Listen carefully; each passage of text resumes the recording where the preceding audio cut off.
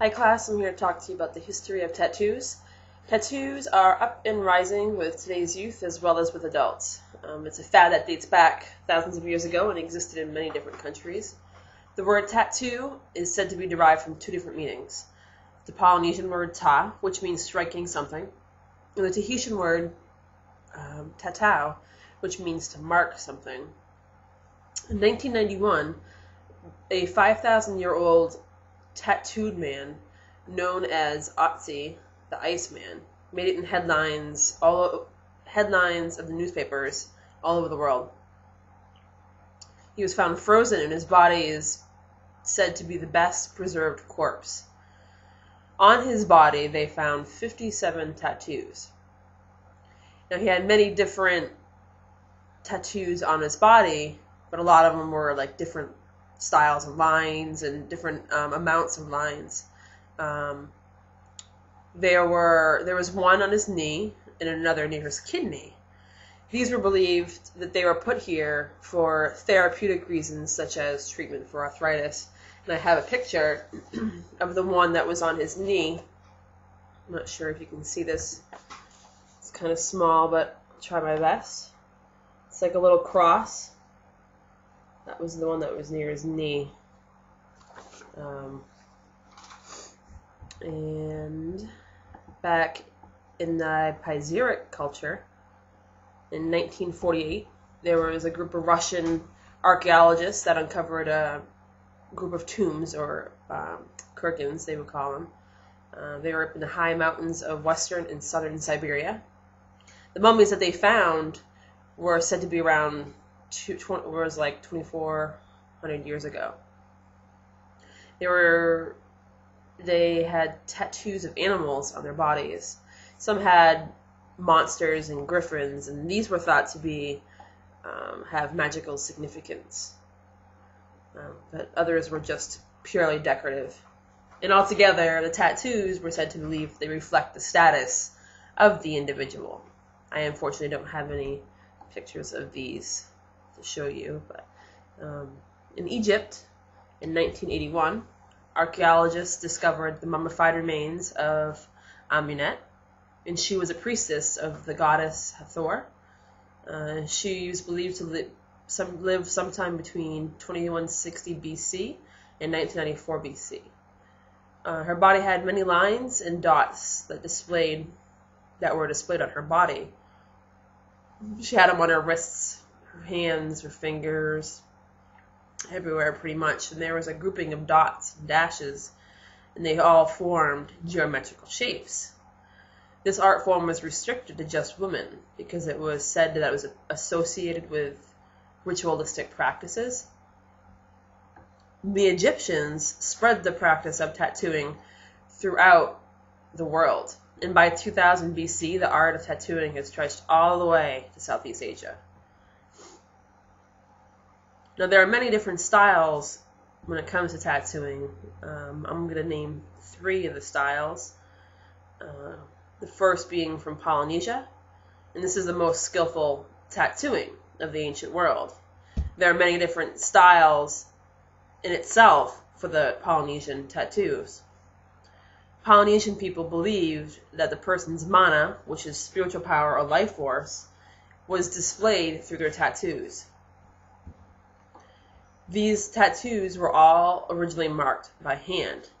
It's done differently depending on where you can get it done. If you get it in the U.S., they do it with a tattoo gun. I'm sure if you go to Polynesia, you can get the original tapping. What they do is they use this tool that has ink on it, and it's like a row of needles, and they bang on top of it into your skin. And here is this picture here of it. As you can see, he's got the tool right here, and it's got needles in it, and this guy's tapping on his skin. It's a much longer process, and I'm sure a little bit more painful than a tattoo gun. Here is a picture of a Polynesian tattoo. This is actually on the Rock wrestler actor. So there's an example of some ink in Polynesian. Another style comes from New Zealand.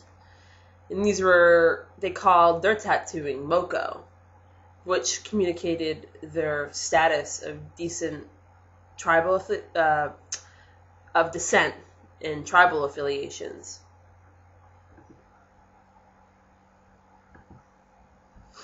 And here is an example of New Zealand tattoos.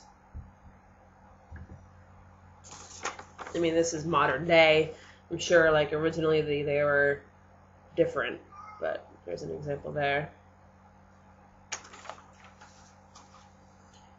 The last style that I'm going to share with you is of North America.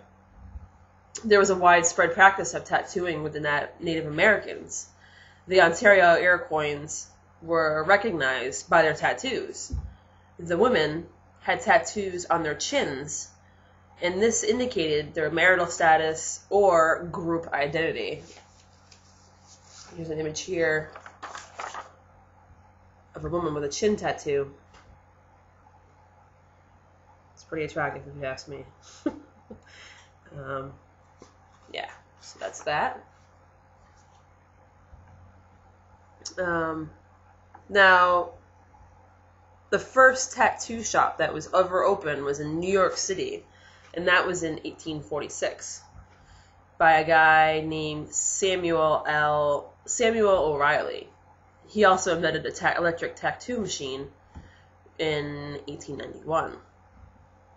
Here's a picture of the tattoo machine back in 1891, the first one. And then I will show you a modern day tattoo gun. Here's the old school tattoo guns or machines. And here is today's. A little bit more safer looking, I think. Today there are many different stereotypes when it comes to people who usually have tattoos. These would be, usually like sailors, criminals, or people in the circus. There really isn't any certain type of person that usually gets a tattoo. It could be a typical teenager or, a troubled teen, or to a businessman or a woman. And most of these people display them on their bodies because it signifies something meaningful to them. In my opinion, it's just another form of artwork displayed on your body for everyone else to see. I just want to thank you for listening, and take care.